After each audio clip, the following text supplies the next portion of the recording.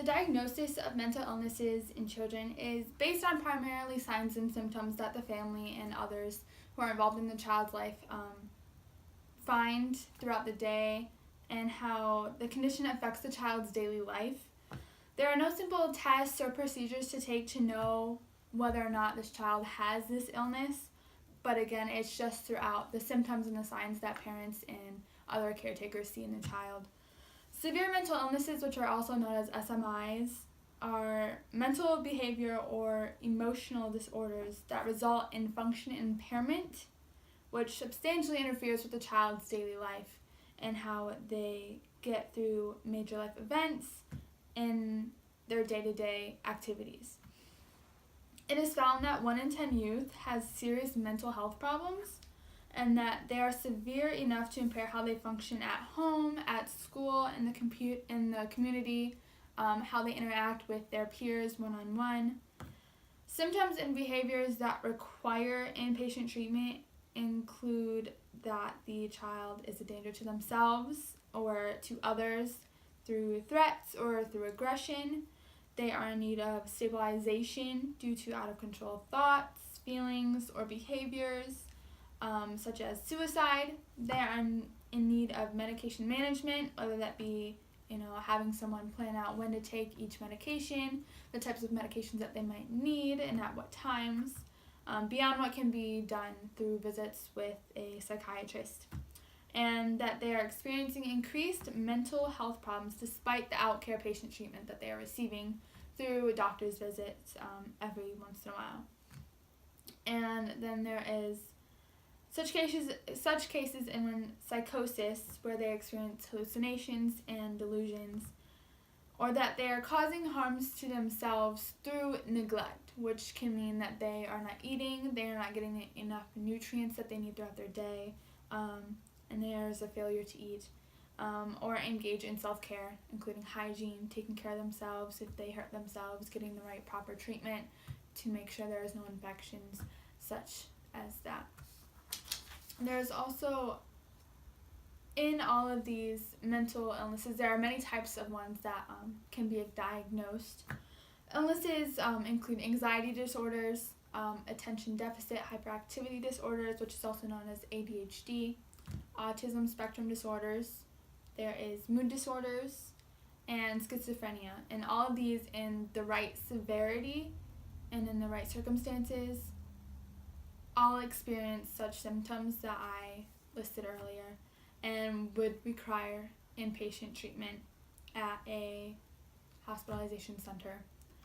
Children who experience anxiety disorder, which can also contain obsessive compulsive disorder, which is OCD, post-traumatic stress disorder, social phobia, and generalized anxiety disorders, experience anxiety as a persistent problem that interferes with their daily activities, and that causes them to feel a sort of panic that most people would not feel who have not been diagnosed with such mental illnesses on a daily basis. It's a persistent thing that continues throughout their day.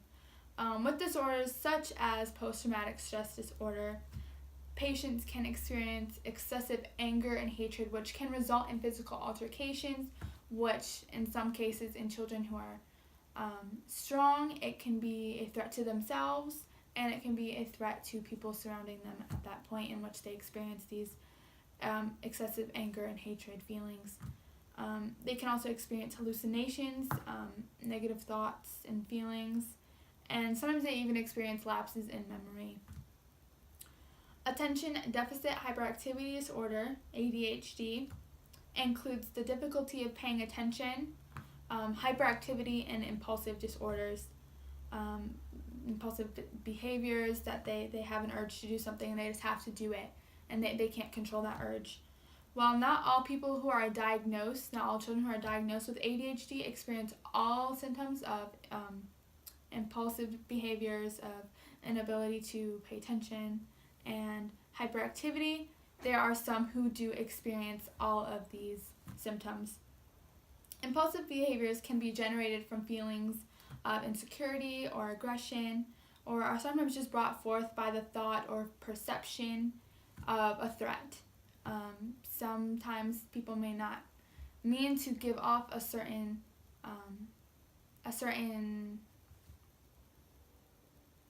some people might not try to give off a certain feeling towards someone else, but they can be threatened by that. And it's just how they perceive it because of their condition. There's also the autism spectrum disorder, and this is a very broad spectrum. It can range from fairly competent to very severe. People can, with this disorder, can take care of themselves. They can do what they need to do throughout the day. Others, they need constant help throughout their day. And this developmental disorder usually appears in early childhood, usually before the age of 3. The symptoms and severity can vary, but ASD, which is autism spectrum disorder, always affects the child's ability to communicate and to interact with others. Many children who are diagnosed with autism and many children who are faced with any mental illness across the board will face ABP, which is aggressive behavior problems, and this is the primary cause of residential placement among children. Because of their inability to communicate with others, because of their sometimes inability to perceive things in the way people are showing to them, they get upset, and it can cause outbursts, and people don't always know how to handle these. Another illness is mood disorders. Mood disorders include depression, bipolar disorder, and can cause a child to feel feelings of sadness, extreme anger, mood swings, much more severe than normal. These mood swings can include positive and negative emotions and feelings. The most common disorder among mood disorders that people normally see is the bipolar disorder. This includes 2 emotional states.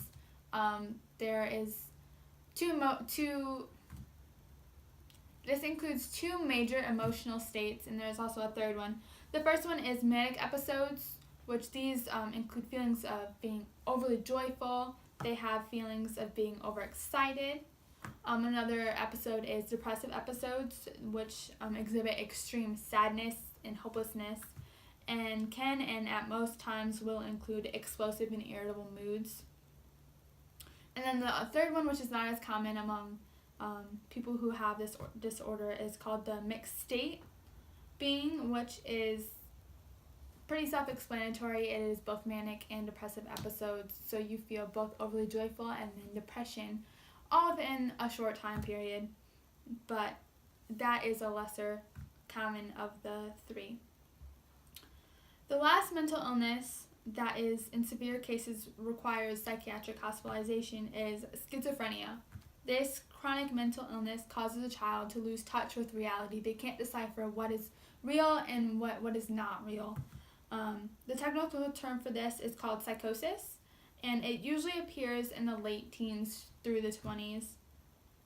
All of these mental illnesses that I've listed are treatable with the right help and the right care. With the proper supervision and the proper professionals to help in the process, we can see astounding results in the improvement in the child's behavior, and their feelings, and how they live their day, and their ability to care for themselves. 75 to 80% of children and youth in need of mental health services do not receive them. And it's a sad reality, but sometimes the homes of these children who face these mental illnesses are not properly prepared to care for the children. And that's what inpatient treatment centers are there for. They're there to help the child in success, and the family in success, and to get the care that the child needs, and to reach the goals and the recovery that the child needs. Treatments in inpatient facilities can usually differ depending on the mental illness, the severity of the illness that they're facing. But everyone has a routine, everyone has a goal that is set when they come in, and it helps them in their current situation where they're at, where they're starting, and then they set a goal as what do they want to happen at the end. Some treatments include one-on-one sessions with psychiatrists and psychologists or nurses, and these sessions they usually talk to the child, assess how they're feeling, assess their emotional state, and then from there they take their action plan as to what needs to happen to see the recovery in this child. There's also occupational therapy, medication plans, which we mentioned earlier, which includes the administration of the medication, the types of medication that's needed, when and where and what times. And then there's also an electroconvulsive therapy, and this is a non-harmful, but there are electrical currents which are passed through the brain to treat severe depression, mania, and schizophrenia. This is safe, it's painless, and it's a very effective treatment. Some, if not most, of these treatments are not readily available in homes of patients, and therefore the stay in inpatient facilities plays a very key role in the healing and recovery of mentally ill patients. The issue of child custody relinquishment is a very heavy one, and with the emotional state of all these children and the mental illnesses that they face at these points in their lives, they're at a very sensitive period in this time.